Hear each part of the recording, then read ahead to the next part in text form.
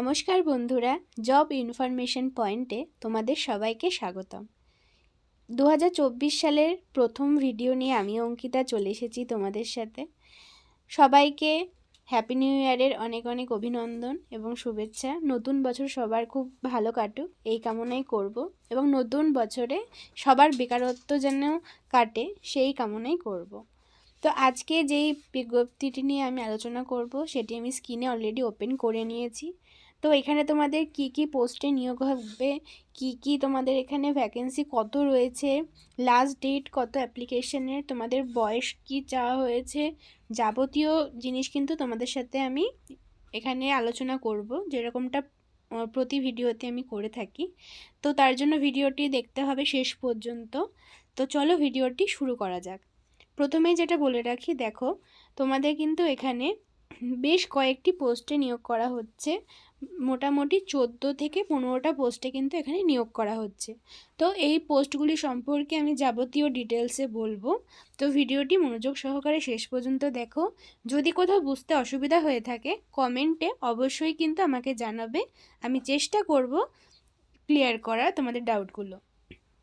তো প্রথমে দেখো তোমরা কবে থেকে আবেদন করতে পারবে। তোমরা কিন্তু এখানে জানুয়ারির 9 তারিখ থেকে আবেদন করতে পারবে এবং তোমাদের আবেদনের শেষ তারিখ 7 তারিখ, মানে 2024-এর ফেব্রুয়ারি 7 তারিখ পর্যন্ত তোমাদের এখানে লাস্ট ডেট দিয়ে দেওয়া রয়েছে। এবার চলে আসি তোমাদের কোন কোন পোস্টে নিয়োগ করা হবে। আমি প্রথমেই বলেছি যে তোমাদের এখানে 14 থেকে 15 রকমের পোস্ট রয়েছে। টোটাল ভ্যাকেন্সি দেখাচ্ছি তোমাকে। এখানে তোমাদের আমি টোটালটাই বলবো, কাস্ট ওয়াইজ বলছি না, তাহলে অনেকটা লেন্দি হয়ে যাবে ভিডিওটা। তোমরা নোটিশে দেখে নিও। নোটিশটি কিভাবে পাবে সেটাও কিন্তু আমি ভিডিওর মধ্যে অবশ্যই তোমাদের বলে দেব। তোমাদের এখানে মোট ভ্যাকেন্সি রয়েছে 2354টি এবং তোমাদের এখানে লাস্ট ডেট তো বলে দিলাম।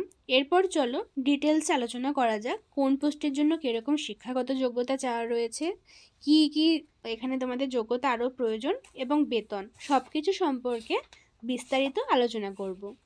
ফার্স্টে যে পোস্টটি নিয়ে আলোচনা করব সেটি হলো জুনিয়র অ্যাসিস্ট্যান্ট। এই পদে আবেদনের জন্য তোমাদের উচ্চ মাধ্যমিক পাস থাকতে হবে এবং তোমাদের টাইপিং স্পিড কিন্তু এখানে 35টা ওয়ার্ড পার মিনিট টাইপ করতে হবে ইংলিশ এবং হিন্দিতে। তোমাদের বেতন এখানে রয়েছে 19,900 থেকে 63,200 এবং বয়স 18 বছর থেকে 27 বছর পর্যন্ত। দ্বিতীয় যে পোস্টটি রয়েছে সেটি হলো স্টেনোগ্রাফি। এখানে স্টেনোগ্রাফার পদে তোমাদের নিয়োগ করা হবে।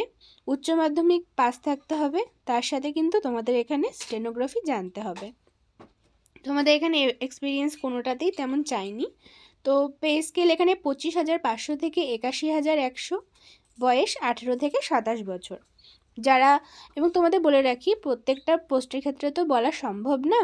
তো তোমরা এখানে যারা যারা রিজার্ভেশন ক্যাটাগরি রয়েছে, যেমন SC ST OBC, তারা কিন্তু এখানে সরকারি নিয়ম অনুসারে অবশ্যই বয়সের ছাড় পেয়ে যাবে। তো প্রতিটা পোস্টের সাথে আমি বলছি না, তো এক জিনিস বারবার রিপিট করলে ভালো লাগে না শুনতে, তো তার জন্য আমি একবারে বলে দিলাম।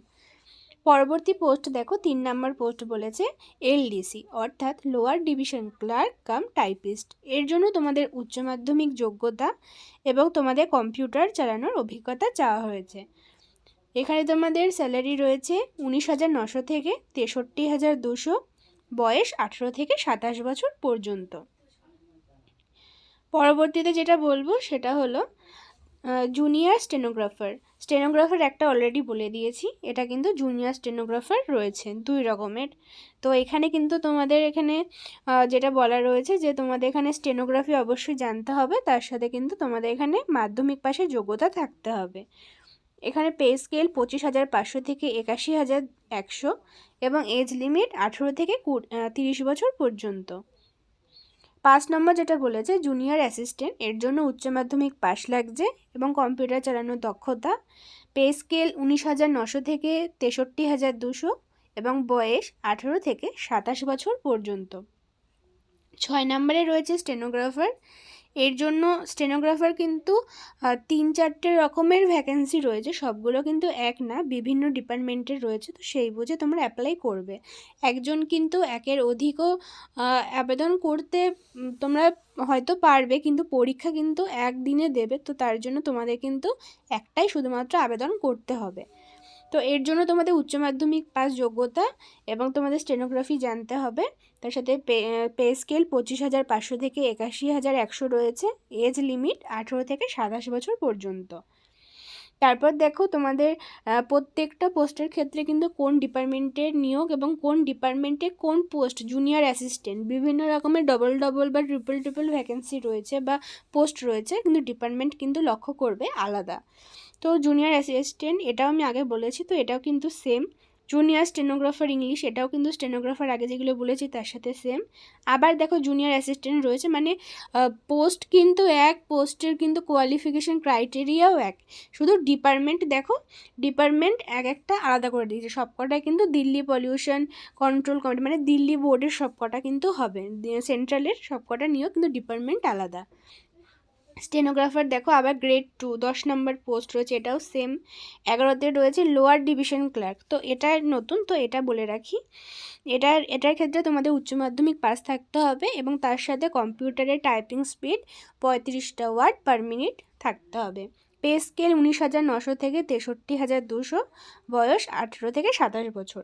পরবর্তীতে দেখো আবার রিপিট রয়েছে জুনিয়র অ্যাসিস্ট্যান্ট, এটাও আমি আগে বলেছি। তো 13 নম্বরে দেখো জুনিয়র স্টেনোগ্রাফারের মতো সেম ক্রাইটেরিয়া, শুধু ডিপার্টমেন্ট আলাদা। তারপর 14 নম্বরে দেখো রয়েছে অ্যাসিস্ট্যান্ট গ্রেড 1, এটাও সেম, শুধু এখানে ডিপার্টমেন্ট আলাদা রয়েছে। তো এই করে করে কিন্তু ডবল ট্রিপল বা 3-এরও বেশি পোস্ট ভ্যাকেন্সি রয়েছে এখানে। হ্যাঁ, এবার টোটাল তো তোমাদের প্রথমেই বলে দিয়েছি কটা ভ্যাকেন্সি আছে। কি করে আবেদন করবে, পুরোপুরি অনলাইনে আবেদন করতে হবে।